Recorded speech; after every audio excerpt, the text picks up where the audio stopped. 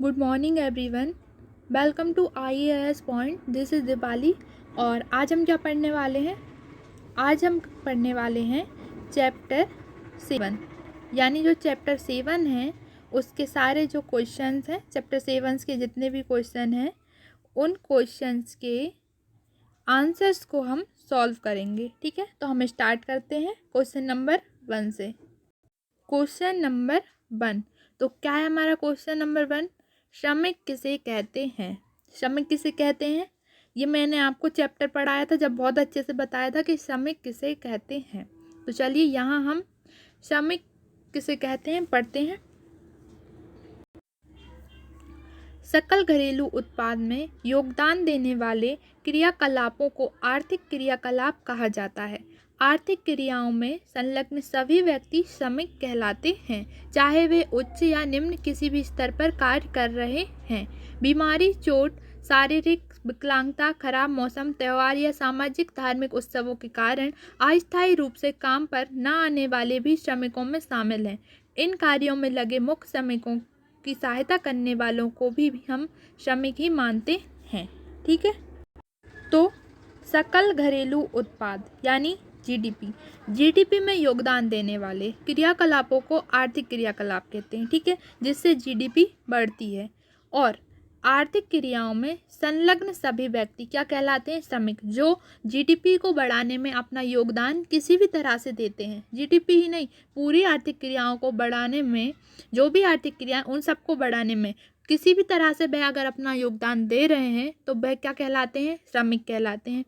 चाहे वह उच्च हो या निम्न, किसी भी वर्ग के हों, हमें उससे फर्क नहीं पड़ता कि वह गरीब है या अमीर है, वह किसी भी स्तर का हो, वह श्रमिक कहलाएगा अगर वह सकल घरेलू उत्पाद और आर्थिक क्रियाओं में अपना योगदान दे रहा है। तो अगर बीमारी, चोट, शारीरिक विकलांगता, खराब मौसम या त्यौहार आदि इन सब के कारण अगर कोई रेगुलर काम नहीं कर पा रहा है, मतलब अगर कोई अस्थायी रूप से काम पर ना आने वाले भी श्रमिक कहलाते हैं। मतलब कोई रेगुलर काम नहीं कर रहा है इस सब कारणों के कारण, लेकिन वह कहीं ना कहीं काम करता है तो भी वह श्रमिक कहलाएगा।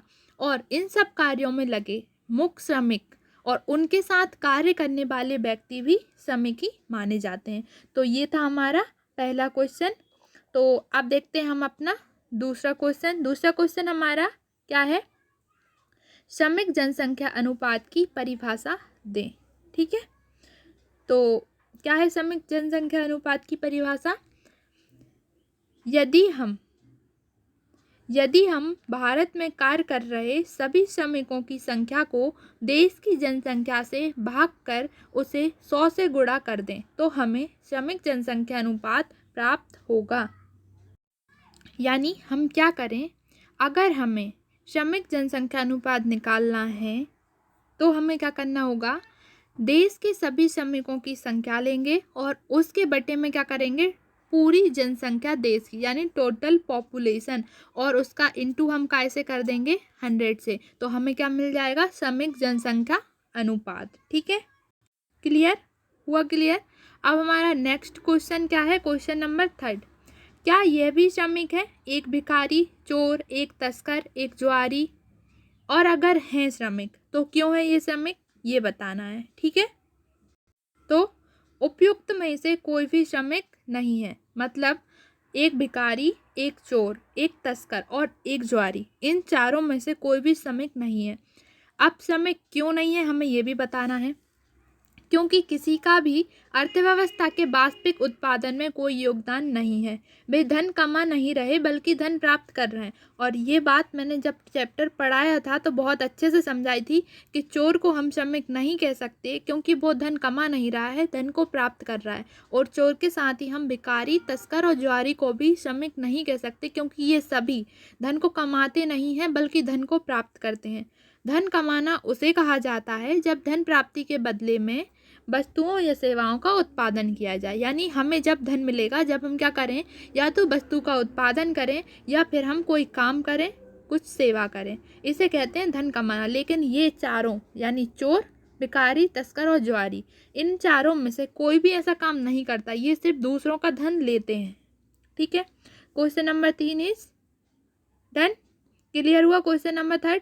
अब क्वेश्चन नंबर 4 क्या है? क्वेश्चन नंबर 4, इस समूह में कौन सा असंगत प्रतीत होता है? नाई की दुकान का मालिक, एक मोची, मदर डेयरी का कोषपाल, ट्यूशन पढ़ाने वाला शिक्षक, परिवहन कंपनी संचालक, निर्माण मजदूर।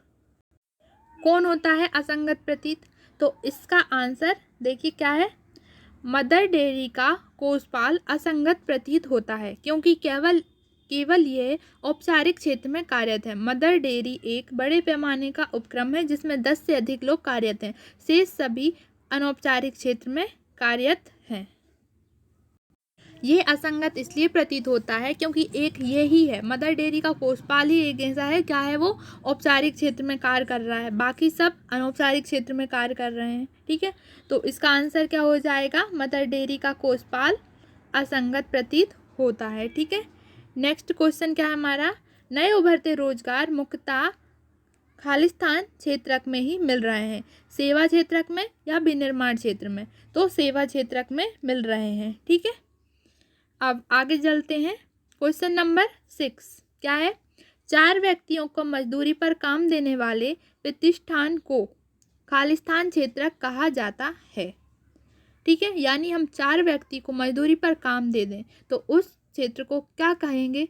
औपचारिक क्षेत्र कहेंगे या अनौपचारिक क्षेत्र कहेंगे? तो आंसर इज अनौपचारिक क्षेत्रक। यानी अगर हम 4 व्यक्तियों को मजदूरी पर काम देते हैं तो वह अनौपचारिक क्षेत्रक कहलाएगा। ठीक है, नेक्स्ट क्वेश्चन नंबर 7, राज स्कूल जाता है, जब वह स्कूल में नहीं होता तो प्रायः अपने खेत में काम करता दिखाई देता है। क्या आप उसे श्रमिक मानोगे? और अगर मानोगे तो क्यों मानोगे? तो पहले तो क्वेश्चन को अच्छे से समझ लीजिए। राज स्कूल जाता है, राज स्कूल तो जाता है, पर जब वह स्कूल में नहीं होता तो वो क्या करता है? अपने खेत में काम करता है। अब हम उसे श्रमिक मानेंगे या नहीं?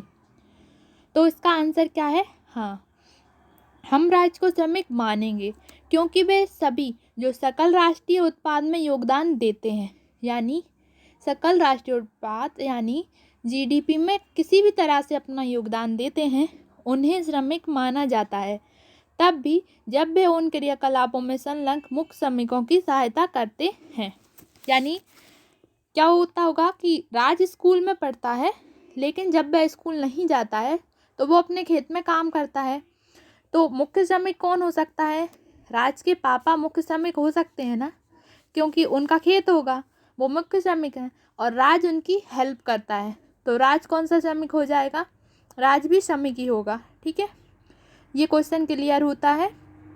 अब हमारा नेक्स्ट क्वेश्चन है क्वेश्चन नंबर 8, शहरी महिलाओं की अपेक्षा अधिक ग्रामीण महिलाएं काम करती दिखाई देती हैं, ऐसा क्यों होता है? क्या होता है ना कि हमने देखा है कि शहरी महिलाएं कम काम करती हैं और ग्रामीण महिलाएं अधिक करती हैं, ऐसा क्यों होता है? तो इसका आंसर क्या है? इसका आंसर है शहरी महिलाओं की तुलना में अधिक ग्रामीण महिलाएं काम करती हैं, क्योंकि पहला कारण क्या है? ग्रामीण क्षेत्रों में अधिक गरीबी है। ठीक है, ग्रामीण क्षेत्रों में निर्धनता स्त्रियों को श्रम बल में शामिल होने के लिए मजबूर करती है, अन्यथा वे अपने परिवार की आधारभूत आवश्यकताएं जुटाने में भी सक्षम नहीं हो पाती। क्या होता है? कारण क्या है? ग्रामीण क्षेत्रों में गरीबी। ठीक है, तो ग्रामीण क्षेत्रों में गरीबी होने के कारण वह महिलाएं क्या करती हैं? काम करती हैं। ठीक है, दूसरा कारण क्या है? ग्रामीण क्षेत्रों में घरेलू कार्यों की उपलब्धता। ठीक है, ग्रामीण क्षेत्रों में बहुत सी घरेलू नौकरियां जैसे खेती बाड़ी, पशुपालन आदि उपलब्ध हैं। यानी ग्रामीण क्षेत्र में क्या होता है? घरेलू नौकरी, जैसे घर में ही खेती बाड़ी करना, पशुपालन करना, ये सब उपलब्ध होती हैं। अतः घर से बाहर जाने के लिए उससे उत्पन्न सुरक्षा मुद्दों का प्रश्न ही नहीं उठता, तो वो घर में ही ये सब काम करती हैं। ठीक है, तीसरा कारण क्या है? शहरी क्षेत्रों में अधिक स्तर चेतना, यानी शहरों में पुरुष उच्च आय कमाते रहे हैं और उनमें स्तर के प्रति अधिक चेतना है, जिसमें वे स्त्रियों के आय अर्जन के लिए कार्य करने को बुरा मानते हैं। क्या होता है ना, जो बॉयज़ होते हैं, मतलब जो जेंट्स होते हैं यानी पुरुष, वो क्या करते हैं? ज़्यादा पैसे कमाते हैं। ठीक है, तो उनका स्तर क्या अपने स्तर को वो ऊंचा मानते हैं, मतलब महिलाओं से ऊपर रखते हैं अपने आप को, और महिलाओं को बहुत नीचे पोजीशन पे रखा जाता है और उन्हें बहुत नीची पोजीशन पे समझा जाता है कि ये तो कुछ कर नहीं सकती। जिसमें वे क्या करते हैं, जिसमें वे स्त्रियों के आय अर्जन के लिए कार्य को, मतलब वह स्त्रियों के बाहर जाकर काम करने के कार्य को और बाहर जाकर पैसे कमाने के कार्य को बुरा मानते हैं। ठीक है, नेक्स्ट क्या है, शहरी क्षेत्रों में अधिक अपराध। ठीक है, ये बहुत बड़ा कारण है। शहरी क्षेत्रों के लोगों को स्त्रियों का काम करना असुरक्षित लगता है क्योंकि स्त्रियों के विरुद्ध अपराध दर बहुत उच्च है। ये तो हम आजकल सभी देख रहे हैं कि जितने भी हादसे होते हैं महिलाओं के साथ वो ज़्यादातर कहाँ होते हैं, शहरी क्षेत्रों में। वैसे अब तो ये सब कहना गलत है क्योंकि आजकल तो गांव में भी बहुत से अपराध होने लगे हैं, लेकिन फिर भी शहरी क्षेत्र में ज़्यादा होते हैं और इस कारण उनकी सुरक्षा को देखते हुए घर के लोग महिलाओं को बाहर नहीं जाने देते और बाहर जाकर काम नहीं करने देते। तो इस कारण शहरी क्षेत्रों में महिलाओं को कम काम करते देखा जाता है, जबकि गांव के क्षेत्रों में ज़्यादा देखा जाता है। ठीक है, ये आंसर क्लियर हो गया। नेक्स्ट क्वेश्चन क्या है हमारा, क्वेश्चन नंबर 9। मीना एक गृहिणी है, घर के कामों के साथ साथ वह अपने पति की कपड़े की दुकान के काम में भी हाथ बटाती है। क्या उसे एक श्रमिक माना जा सकता है? और माना जा सकता है तो क्यों माना जा सकता है? पहले तो हमें ये पता करना होगा कि उसे श्रमिक माना जा सकता है या नहीं। तो हाँ, वह श्रमिक है, क्योंकि हमने श्रमिक की डेफिनेशन में अच्छी तरह देखा है कि कोई भी व्यक्ति किसी भी तरीके से जीडीपी और आर्थिक क्रियाओं को बढ़ाने में अगर हमारी हेल्प करता है तो हम उसे श्रमिक कहेंगे, चाहे वे मुख्य श्रमिक की हेल्प क्यों ना कर रहा हो, उसे भी हेल्प कहेंगे। ठीक है, तो इसका आंसर क्या है, हाँ वह एक श्रमिक है, क्योंकि वे सभी जो सकल राष्ट्रीय उत्पाद में योगदान देते हैं उन्हें श्रमिक कहा जाता है। जो भी श्रमिक ही कहलाते हैं जो मुख्य श्रमिकों को आर्थिक क्रियाओं में मदद करते हैं। यह महत्वपूर्ण नहीं है कि वेतन का भुगतान किया गया या नहीं, बल्कि महत्वपूर्ण यह है कि सकल राष्ट्रीय उत्पाद में उनका योगदान है या नहीं। ठीक है, तो मीना एक गृहिणी है, उसके बावजूद वह अपने पति की दुकान पर पति के काम में हाथ बटाती है, यानी पति हो गया उसका क्या, मुख्य श्रमिक, और वह मुख्य श्रमिक के कार्य में हाथ बटाती है। तो मीरा भी एक श्रमिक है। ये जरूरी नहीं कि वेतन का भुगतान किया गया या नहीं, क्योंकि वह किसी भी तरह से सकल घरेलू उत्पाद में योगदान दे रही है ना, तो वो श्रमिक ही होगी। ठीक है, क्लियर। अब हमारा नेक्स्ट क्वेश्चन क्या है, क्वेश्चन नंबर 10। यहाँ किसे असंगत माना जाएगा। यहाँ किसे असंगत माना जाएगा, यानी इनमें से अलग कौन है। पहला कौन है, किसी अन्य के अधीन रिक्शा चलाने वाला, यानी उसका खुद का रिक्शा नहीं है, किसी अन्य का रिक्शा चला रहा है। राज मिस्त्री, यानी जो घर बनाने का काम करता है। किसी मैकेनिक की दुकान पर काम करने वाला श्रमिक, यानी खुद की दुकान नहीं है, किसी और की दुकान पर काम कर रहा है। जूते पॉलिश करने वाला लड़का। तो इनमें से असंगत कौन है, इनमें से असंगत है जूते पॉलिश करने वाला लड़का। ठीक है, क्यों है यह असंगत, क्योंकि वह स्वनियोजित है। वह कौन है, स्वनियोजित, यानी वह खुद से अपना काम कर रहा है। अन्य सभी मजदूर श्रमिक हैं, वे किसी और के अधीन निश्चित वेतन पर कार्य करते हैं। जूते पॉलिश करने वाला लड़का स्वनियोजित है, वह खुद से अपना काम कर रहा है, और ये बाकी सब रिक्शा चलाने वाला किसी और के लिए चला रहा है। राजमिस्त्री किसी और का घर बनाकर पैसे कमाएगा। किसी मैकेनिक की दुकान पर काम करने वाला ये भी किसी और के लिए कर रहा है, जबकि ये स्वनियोजित है, ये अपने खुद का काम कर रहा है। ठीक है, तो क्लियर हो गया ये क्वेश्चन। अब देखते हैं हमारा नेक्स्ट क्वेश्चन क्या है, क्वेश्चन नंबर 11। निम्न सारणी में 1972 से 73 में भारत के श्रम बल का वितरण दिखाया गया है। इसे ध्यान से पढ़कर श्रम बल के वितरण के स्वरूप के कारण बताइए। ध्यान रहे कि ये आंकड़े 30 वर्ष से भी अधिक पुराने हैं। ठीक है, तो पहले तो हम देख लेते हैं निवास स्थान श्रम बल करोड़ में। ठीक है, ग्रामीण क्षेत्र में पुरुष कितने हैं, 12.5, महिलाएं 6.9, और कुल कितने हो गए, 19.5। ठीक है, फिर नेक्स्ट नीचे शहरी में, ग्रामीण में 3.2, महिलाएं कितनी हो गई, 0.7, शहरी में, पुरुष में 3.2, महिलाएं हो गई 0.7 और कुल कितने हो गए 3.9। ठीक है, अब हमें बताना है क्या, पढ़कर श्रम बल के वितरण के स्वरूप के कारण बताना है। ठीक है, तो ये रहे कारण।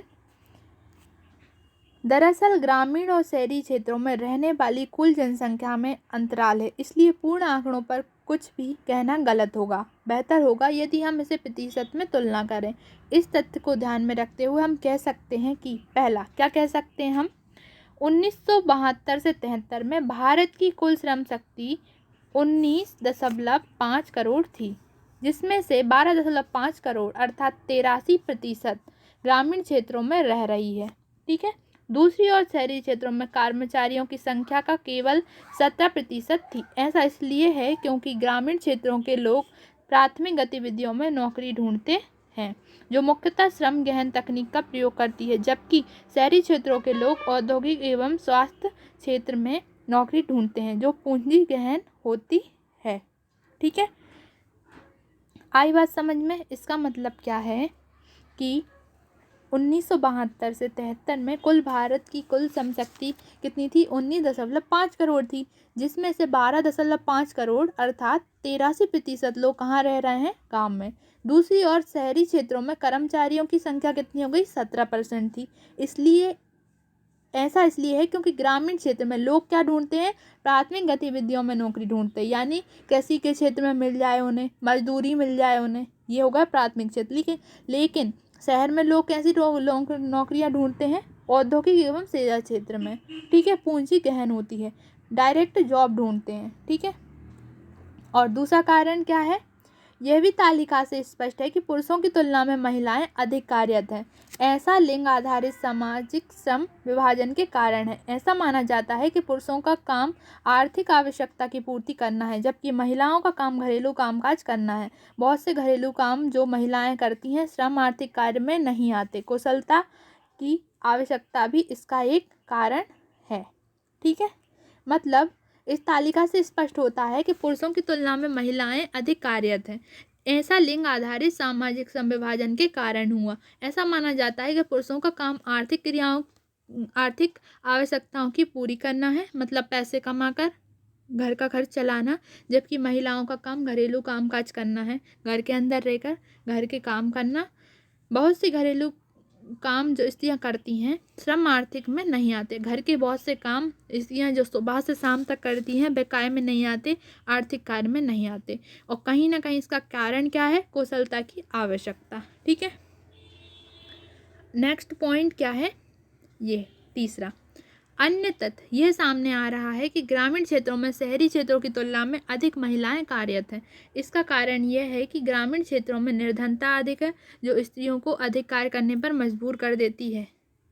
ठीक है, इसका कारण क्या हो सकता है कि सबसे पहला तो ये है कि निर्धनता अधिक है, जो स्त्रियों को घरेलू काम करने में मजबूर कर देती है। ग्रामीण क्षेत्रों में महिलाएं खेतीबाड़ी, पशुपालन, शहरों में ये सब काम करती हैं। ठीक है, लेकिन शहरों में सामाजिक स्तर के प्रति अधिक सचेत है, उन्हें स्त्रियों का काम करना बेइज्जती से लगता है। इस शहरों में स्त्रियों के लिए कार्यस्थल असुरक्षित भी हैं। गांव में महिलाएं काम आराम से कर सकती हैं क्योंकि उनके पास खेती बाड़ी पशुपालन जैसे काम होते, पर शहर में महिलाओं को घर से बाहर जाना होगा और जो पुरुषों को बेइज्जती जैसा लगता है, और शहरों में उनके कार्यस्थल का स्थान असुरक्षित भी माना गया है। ठीक है, तो ये था इसका आंसर। अब क्वेश्चन नंबर 12 क्या दिया है, सारणी में 1999 से 2000 में भारत की जनसंख्या और श्रमिक जनानुपात दिखाया गया है। क्या आप भारत के शहरी और सकल श्रम बल का अनुमान लगा सकते हैं। यहाँ दिए हैं क्षेत्र, यहाँ दिए हैं अनुमानित संख्या करोड़ में, श्रमिक जनसंख्या अनुपात में, श्रमिक की अनुमानित संख्या करोड़ में। ठीक है, तो ग्रामीण में क्या है, सबसे पहले 71.88 और यहाँ श्रमिक जनसंख्या अनुपात है 41.9। ठीक है, और यहाँ टोटल कितना हो रहा है, श्रमिकों की अनुमानित संख्या करोड़ में 30.12। ठीक है, शहरी में हो रहा है 28.52 और यहाँ श्रमिक जनसंख्या अनुपात कितना हो रहा है 33.7 और यहाँ अभी ज्ञात नहीं है। और इनका योग है 100.40, यहाँ श्रमिक जनसंख्या अनुपात का योग 39.5 और ये ज्ञात नहीं है। ठीक है, तो ये हमारी थी सारणी तालिका जो हमने अच्छे से देख ली है। तो इसका श्रम यानी कैसे निकाल सकते हैं हम श्रम को, तो आंसर है शहरों में निकालेंगे तो हम क्या करेंगे 28.52। ये 28.52 क्या है हमारा अनुमानित संख्या करोड़ में ये, और उसके इनटू में क्या रहेगा श्रमिक जनसंख्या अनुपात 33.7 और भाग उसे देंगे हम 100 से। तो ये हमारा निकल जाएगा फिर क्या शहरों का क्या निकल जाएगा हमारा शहरी और सकल श्रम का अनुमान। श्रम का अनुमान क्या आ गया 9.61। ठीक है, और योग कितना आ गया 39.65। ठीक है, तो ये था इस क्वेश्चन का सॉल्व। आप इस क्वेश्चन को अच्छे से सॉल्व करना जब भी आप करो। क्वेश्चन नंबर 13, शहरी क्षेत्रों में नियमित वेतनभोगी कर्मचारी ग्रामीण क्षेत्र से अधिक क्यों होते हैं। ठीक है, शहरी क्षेत्र में नियमित वेतनभोगी कर्मचारी ग्रामीण क्षेत्र से निम्नलिखित कारणों से अधिक होते हैं। पहला कारण क्या है सेवा क्षेत्र का प्रभुत्व, शहरी क्षेत्रों में सेवा क्षेत्र का प्रभुत्व है और सेवा क्षेत्र में नियमित वेतन श्रमिक अधिक हैं। ठीक है, दूसरा कारण क्या है शहरी क्षेत्रों में शिक्षा का उच्च स्तर, नियमित वेतन, नौकरियों के लिए उच्च शिक्षा स्तर की आवश्यकता होती है जो शहरी क्षेत्रों में अधिक होता है। तीसरा क्या है शहरी क्षेत्रों में कार्यस्थल के प्रति प्रतिबद्धता का उच्च स्तर, शहरी क्षेत्रों के लोग अपने कार्य के प्रति अधिक प्रतिबद्ध होते हैं, वे अपनी नौकरी को अधिक महत्व देते हैं तथा लंबी छुट्टियों पर नहीं जाते, जबकि ग्रामीण लोगों की पहली प्राथमिकता अपने सामाजिक दायित्व होते हैं। ये था इसका आंसर।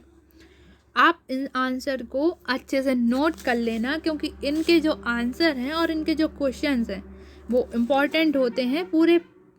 पूरे चैप्टर में से छांट कर जो इम्पॉर्टेंट बातें होती हैं ना उनको क्वेश्चन में पूछा जाता है और उनके आंसर हमेशा काम आते हैं। तो आप चाहो ना तो इन सभी आंसर को अच्छे से एक कॉपी में नोट कर सकते हो। इकोनॉमिक्स आपका पूरा क्लियर हो जाएगा NCERT वाला। ठीक है, तो सबको नोट कर लेना अच्छे से। तो हमारा नेक्स्ट क्वेश्चन क्या है क्वेश्चन नंबर 14, नियमित वेतनभोगी कर्मचारियों में महिलाएं कम क्यों हैं।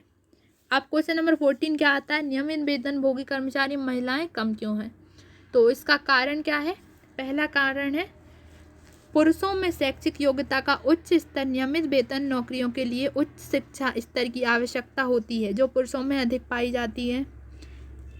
ये बात तो बहुत गलत हो रही है महिलाओं के प्रति कि पुरुषों में उच्च शिक्षा स्तर की आवश्यकता होती है जो पुरुषों में पाई जाती है। तो ये तो बहुत गलत बात है, ऐसा कुछ नहीं है।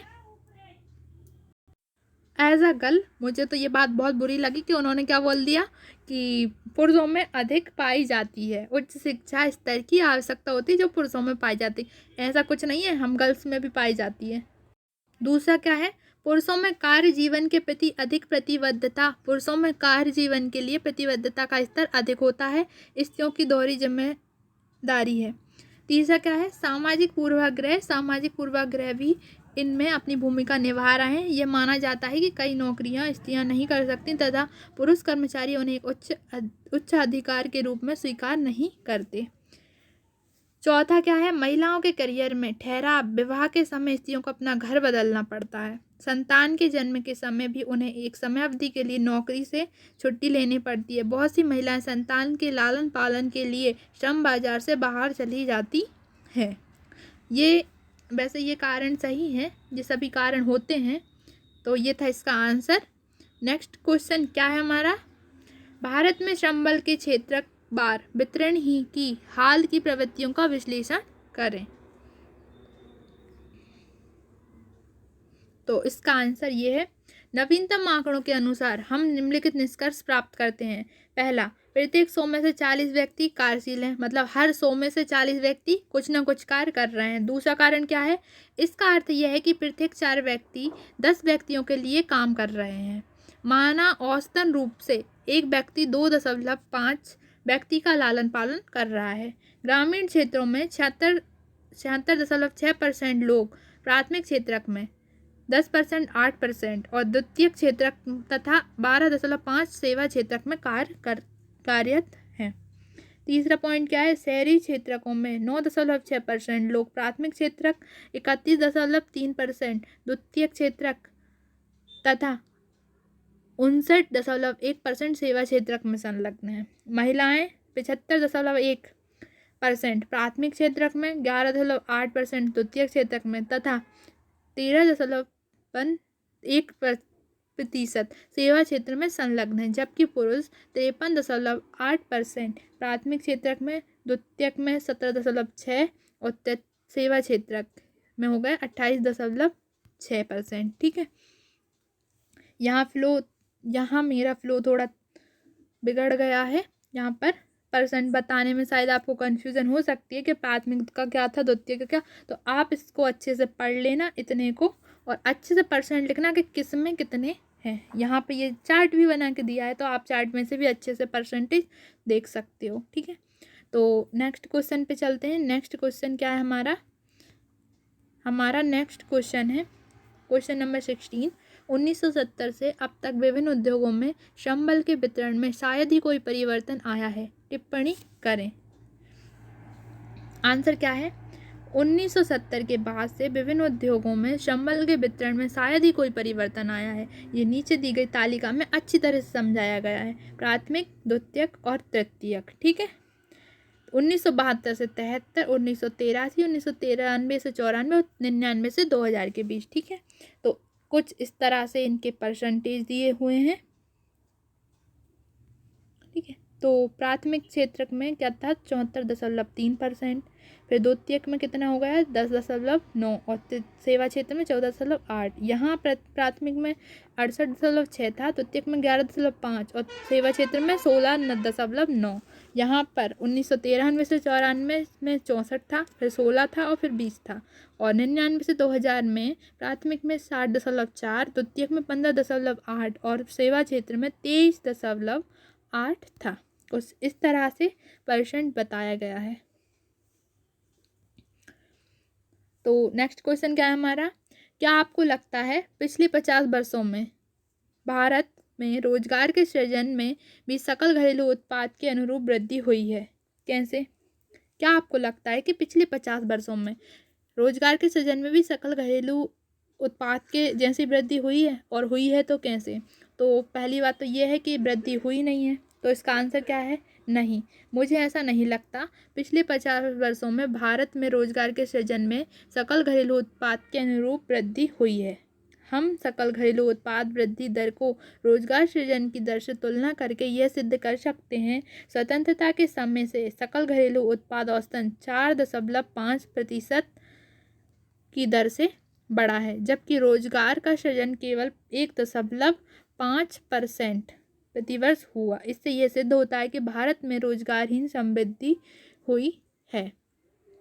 रोजगारहीन का मतलब हमने चैप्टर में भी पढ़ा था, यानी रोजगार के बिना, यानी रोजगार सृजन नहीं हुआ, उसके बिना समृद्धि हुई है। ठीक है, तो ये था इस क्वेश्चन का आंसर।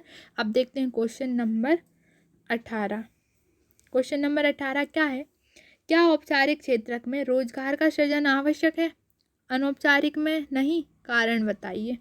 अगर औपचारिक क्षेत्र में रोजगार का सृजन आवश्यक है और औपचारिक में नहीं, तो इनका कारण बताइए। पहला, हाँ, यह आवश्यक है कि हम औपचारिक क्षेत्रक में भी रोजगार सृजन करें, क्योंकि औपचारिक क्षेत्रक कर्मचारियों के अधिकार सुनिश्चित करता है।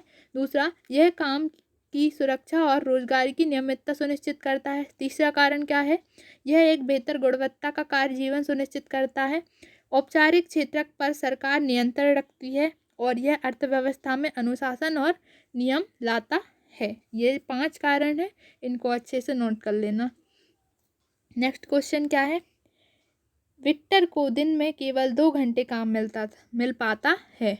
कोई इंसान है विक्टर, उसको एक दिन में केवल 2 घंटे काम मिलता है, बाकी सारे समय वह काम की तलाश में रहता है। क्या वह बेरोजगार है, और अगर है तो क्यों है, और विक्टर जैसे लोग क्या काम करते होंगे? ठीक है, तो आंसर क्या है, हाँ, वर्तमान दैनिक स्थिति CDS के अनुसार वह कार्यरत है, क्योंकि वर्तमान दैनिक स्थिति करंट डेली स्टेटस के अनुसार कोई व्यक्ति जो आधे दिन में 1 घंटे का काम प्राप्त करने में सक्षम है वह नियोजित है। विक्टर जैसे लोग रिक्शा चालक, मोची बिजली, प्लम्बर, मेंसन या छोटे मोटे रिपेयर जैसे काम करते हैं। यानी विक्टर बेरोजगार नहीं है। बेरोजगार उसे कहते हैं जो व्यक्ति पूरे दिन में कम से कम 1 घंटे का भी काम नहीं ढूंढ पाता, उसे हम बेरोजगार कहते हैं। ये हमने बेरोजगारी की डेफिनेशन में पढ़ा था कि बेरोजगार किसे कहते हैं। तो किसे कहते हैं जो एक पूरे दिन में, यानी एक पूरा दिन यानी 24 घंटे में से 1 भी घंटे का काम नहीं ढूंढ पाता है, उसे बेरोजगार कहते हैं। लेकिन यहाँ पे क्या हो रहा है, विक्टर को कितने घंटे काम मिल रहा है? 2 घंटे। तो वो कहीं ना कहीं काम कर रहा है, वह बेरोजगार नहीं है। क्वेश्चन नंबर 20, क्या आप गांव में रह रहे हैं? यदि आपको ग्राम पंचायत को सलाह देने के लिए कहा जाए तो आप गांव की उन्नति के लिए किस प्रकार के क्रियाकलाप का सुझाव देंगे जिससे रोजगार सृजन भी हो? ठीक है, तो आंसर क्या है? आंसर इज, मैं निम्नलिखित कार्यकलापों का सुझाव दूंगा या दूंगी। क्या दूंगा या दूंगी? ठीक है। पहला, नहरों और नलकूपों का निर्माण ताकि सिंचाई सुविधा में सुधार हो, यानी स्कूल और अस्पतालों का निर्माण, सड़क भंडारण गृहों आदि का निर्माण, कृषि आधारित उद्योगों को विकसित करना, छोटे पैमाने के उद्योग जैसे टोकरी, बुनाई, आचार बनाना, कढ़ाई आदि विकसित करना। ये किसने दिया?